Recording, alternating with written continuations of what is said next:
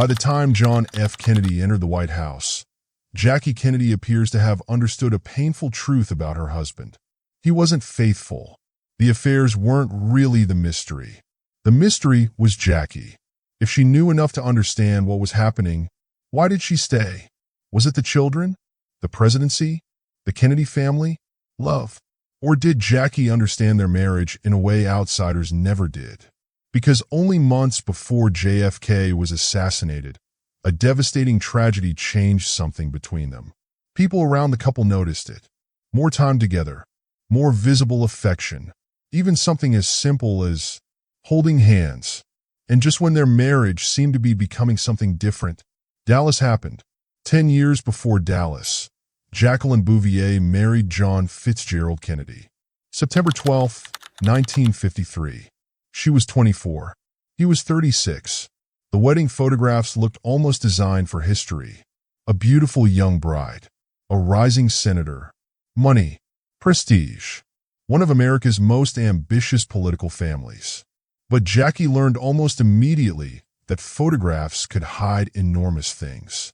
Her husband was seriously ill. Kennedy suffered from severe back problems and other health issues that the public knew little about. His pain became so serious that he underwent major operations. After one procedure, complications became grave enough that a priest administered the last rites. The energetic politician Americans saw was not the whole man. Jackie saw another version. She saw pain, hospital rooms, physical weakness, fear. And very early in their marriage, she learned something that would matter for the rest of her life. John Kennedy's public image and John Kennedy's private reality were rarely identical. But health wasn't the only difference. Marriage did not end Kennedy's interest in other women. And as his political career accelerated, the number of people around him who understood that fact began to grow. The astonishing part wasn't simply that Kennedy was unfaithful. It was that Washington could know, while America didn't. Today, John F. Kennedy's womanizing is part of his historical reputation. During his lifetime, most Americans knew almost nothing about it. But people close to him did. Accounts from aides, journalists, and later historians describe a pattern of extramarital behavior that continued after his marriage. And the Washington press operated very differently then. A politician's private sexual behavior was often treated as exactly that. Private. Rumors could circulate through political circles without appearing in the newspaper the next morning. That silence helped preserve an extraordinary image. By 1960, Kennedy wasn't merely a senator. He was running for president. Jackie was pregnant during much of the campaign and could not travel constantly, but she still participated. She answered campaign correspondence, recorded material, gave interviews, and wrote a nationally distributed column called Campaign Wife. Then, on November 8, 1960, John Kennedy won the presidency. Weeks later, Jackie gave birth to John Jr. Now Americans saw everything they needed for a political fairy tale. The young president, the stylish first lady, Caroline, John Jr., a new generation entering the White House. But the presidency did not end Kennedy's extramarital behavior. It made it more dangerous. Now a private scandal could threaten more than a marriage. It could threaten a presidency. And that raises the question that matters most. How much did Jackie know?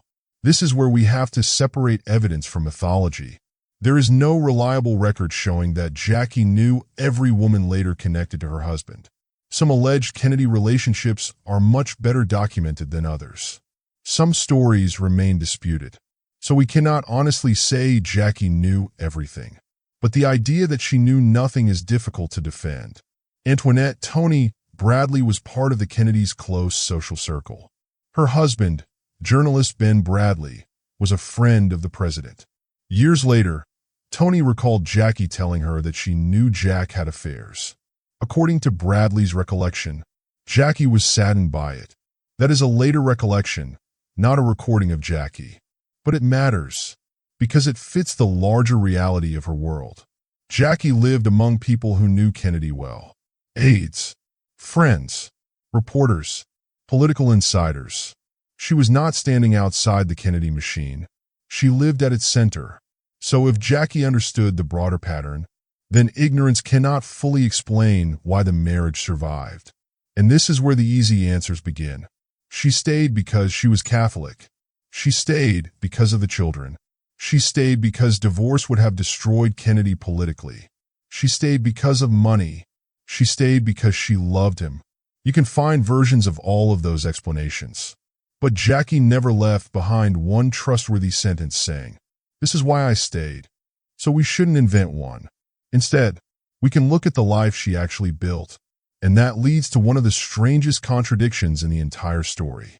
Because when Jackie later looked back at the White House years, she did not describe them as the worst years of her marriage.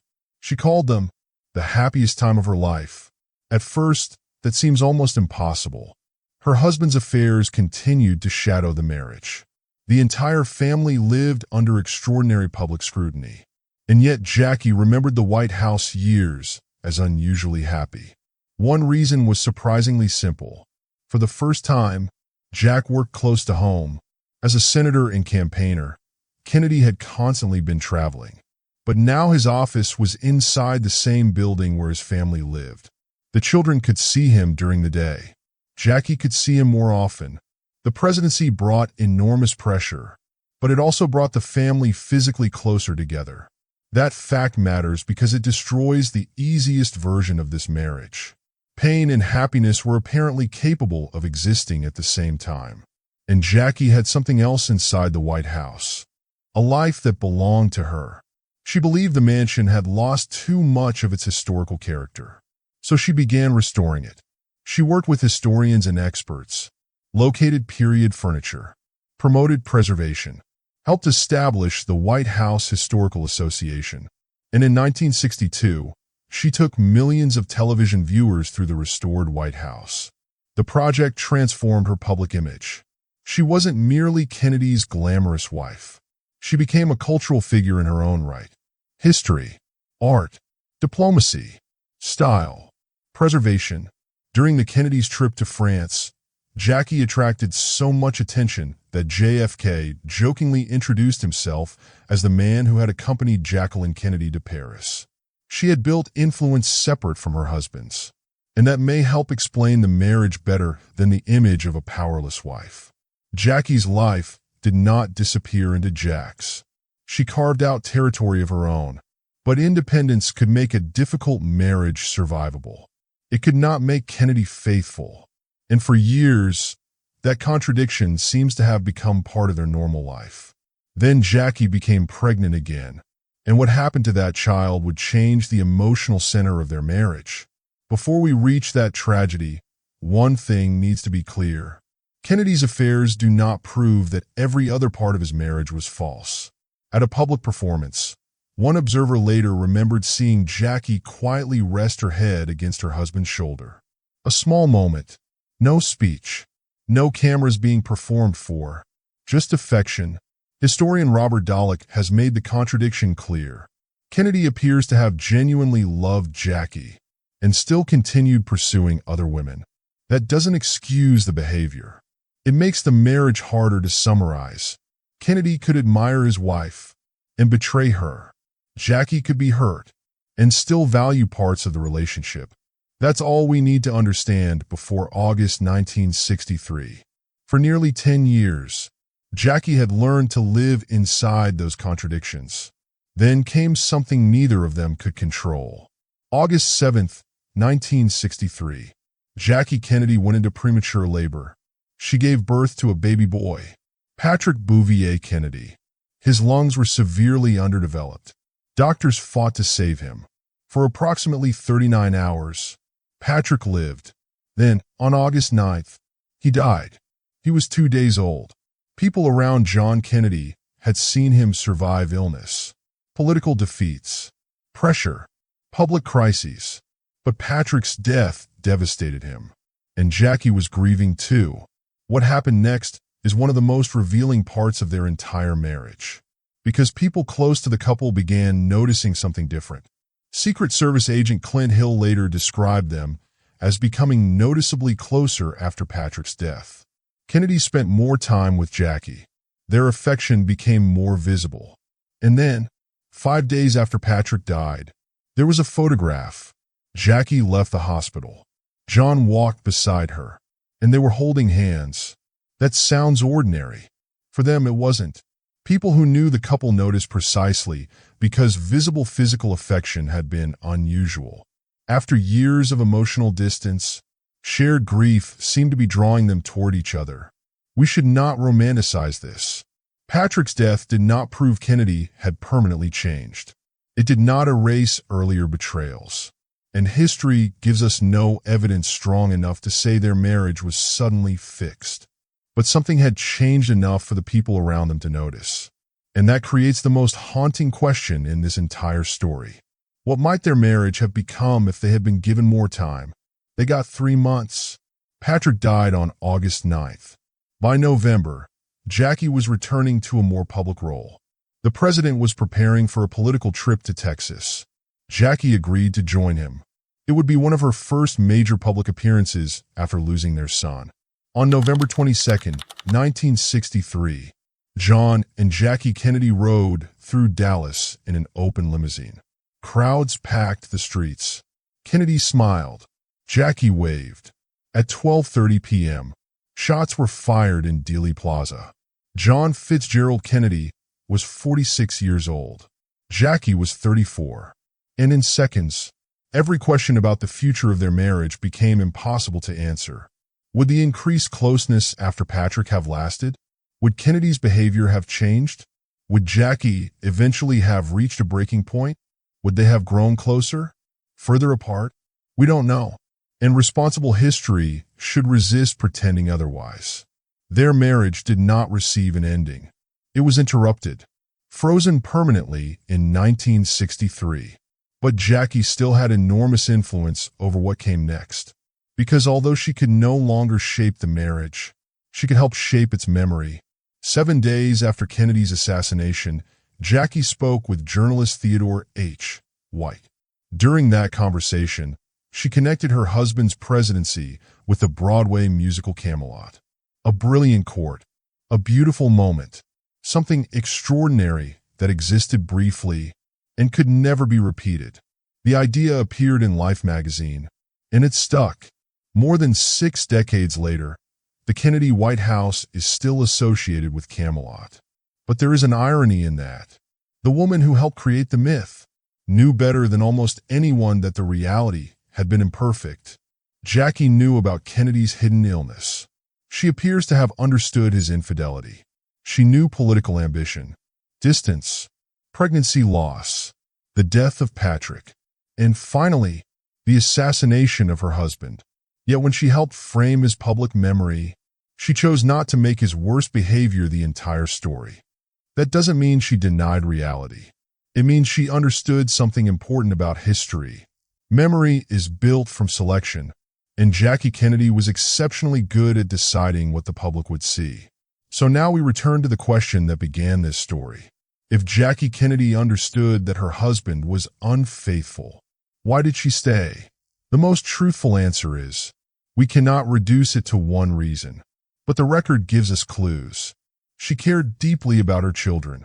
She had a strong sense of family. She built an independent cultural and intellectual identity. People close to her remembered that Kennedy's affairs caused sadness. But there was genuine affection too. And Jackie herself remembered the White House years as deeply happy. Those facts do not fit neatly into the story of a woman who simply stayed because she had nowhere else to go. Nor do they support the opposite fantasy that the affairs did not matter. Both versions are too simple. Perhaps the one conclusion we can make with some confidence is this. Jackie appears to have stayed with knowledge, not simply in ignorance. And whatever reasons held the marriage together, she apparently believed that John Kennedy was more than the part of him that betrayed her. That is not the same thing as forgiveness, and it is not the same thing as approval. It is simply what the evidence suggests about the complexity of the relationship. Most Americans knew John Kennedy through fragments, speeches, campaign photographs, television appearances, the presidency. Later generations inherited another fragment, the affairs, But Jackie had access to a version of him the public never did. She saw the physical pain hidden beneath the image of youth, the ambition behind the charm, the emotional distance, the father playing with his children, the husband capable of affection, and, according to people close to her, the infidelity. Then, near the end, she saw a grieving father reach for her hand after they lost their son. Maybe that moment represented a permanent change. Maybe it didn't. History stopped before it could tell us. And that is why the question, why did Jackie stay, still refuses to produce one satisfying answer. Staying did not mean she knew nothing. It did not prove she forgave everything. And it certainly did not mean their marriage was perfect. It may simply mean that the man Jackie knew was more complicated than the scandal the rest of us inherited. America knew President Kennedy. Jackie knew Jack. And those were never exactly the same man. But John Kennedy was not the first man in his family whose marriage was shaped by ambition, infidelity, and public image. Years before Jackie entered the Kennedy world, his mother Rose had already lived through a marriage with problems of its own. And understanding Rose and Joseph Kennedy may explain far more about the family John Kennedy came from than most people realize. That's the story we'll uncover next. Subscribe to Historic for more untold stories behind American power.